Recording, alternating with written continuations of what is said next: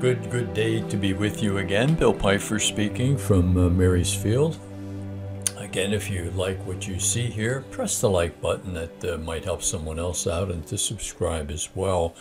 Again, you can be someone who makes a change in someone's life by passing on things that are good.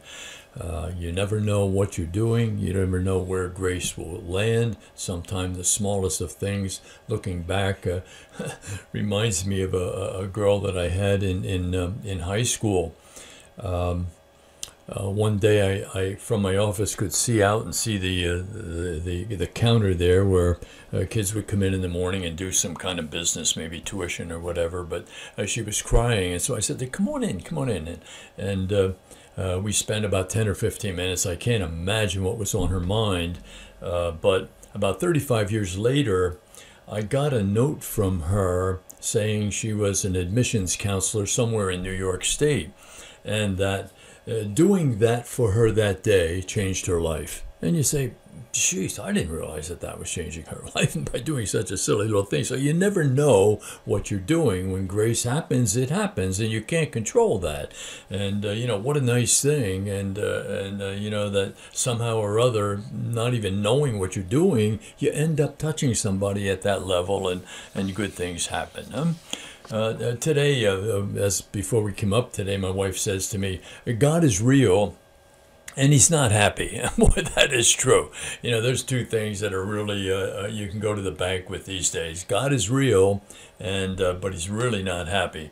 And the other thing that came to my mind as I was walking up was, don't let your emotions push you around. We've become a feeling society. If it feels good, do it. If it doesn't feel good, don't do it, and deny that it exists. And you can't do that. Your emotions are such automatic responses to the life situations. As you're growing up, we've mentioned all of those things are well formed inside of you by 6 or 7. Your response to life is emotionally is already formed. And then later on, you have to go back and take these emotions, which are attached to your body.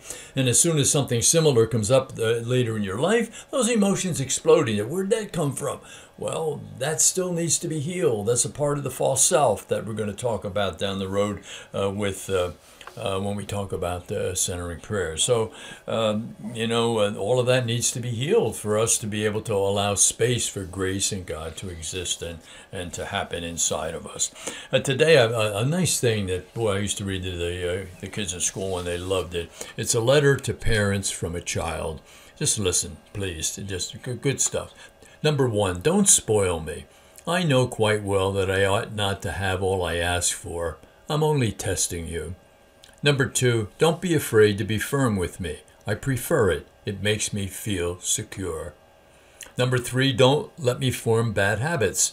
I have to rely on you to detect them in their early stages. Number 4, don't make me feel smaller than I am. It only makes me behave stupidly big. 5, don't correct me in front of people if you can help it. I'll take much more notice if you talk quietly with me in private. Number 6, don't protect me from consequences. I need to learn the painful way sometimes. Number 7, don't be too upset me when I say I hate you. Sometimes it isn't you I hate, but your power to thwart me. 8, don't take too much of my small ailments. Sometimes they get me the attention that I need. 9, don't nag. If you do, I shall have to protect myself by appearing deaf. 10, don't forget that I cannot explain myself as well as I should like. That is why I am not always accurate. 11, don't put me off when I ask questions. If you do, you will find that I stop asking and seek my information elsewhere. And don't forget to teach me about God and to show me the way. Teach me to pray, to want to go to church. 12, don't be inconsistent. That completely confuses me and makes me lose faith in you. 13, don't tell me my fears are silly. They're terribly real, and you can do much to reassure me if you try to understand.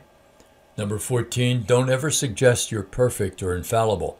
It gives me too great a shock when I discover that you are neither. 15, don't ever think it's beneath your dignity to apologize to me. An honest apology makes me feel surprisingly warm towards you. 16, don't forget to love. Don't forget that I love experimenting.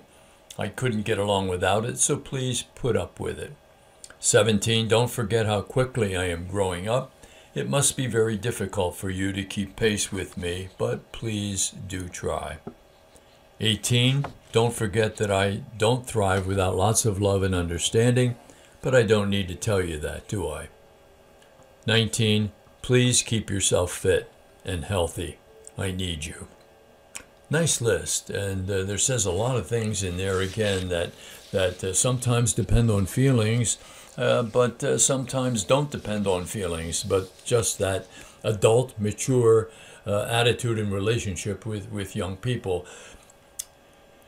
I can't stress it enough. Kids today are looking for mature adults that have a solid spiritual life, that are intellectual, that are intelligent, that are reasonable, that are fair and just.